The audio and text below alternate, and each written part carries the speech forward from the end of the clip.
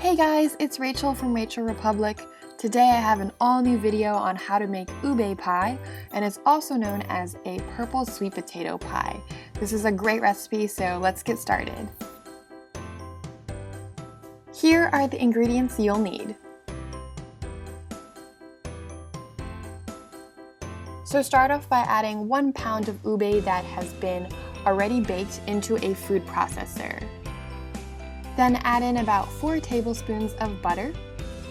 Then add in 1 teaspoon of cinnamon into the food processor, as well as 1/2 teaspoon of salt, 1 teaspoon of vanilla, 2 teaspoons of lemon juice, and 1/3 cup sugar.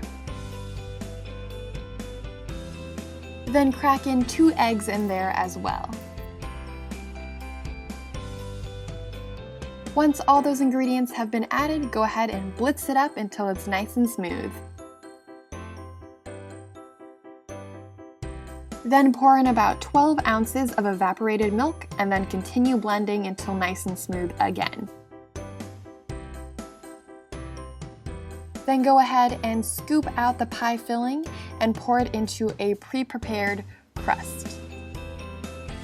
And you can level off the top of the pie with a spatula just to make it nice and smooth. Then bake the pie off at 350 degrees for about 45 minutes. Then once that's done, go ahead and pop on some mini marshmallows on top of your pie and then broil the pie for a few minutes, but keep a close eye on it. I sort of burnt like half of the marshmallows, but it's okay, it all tasted good, so just keep a watchful eye on the pie. Once that's done, you can cut into your pie and simply enjoy. This recipe is really great. It's not too sweet because the ube potato flavor comes through, but then you have that nice hint of marshmallow on top as well. So I hope you guys definitely give this a try and let me know if you do. Thanks for watching.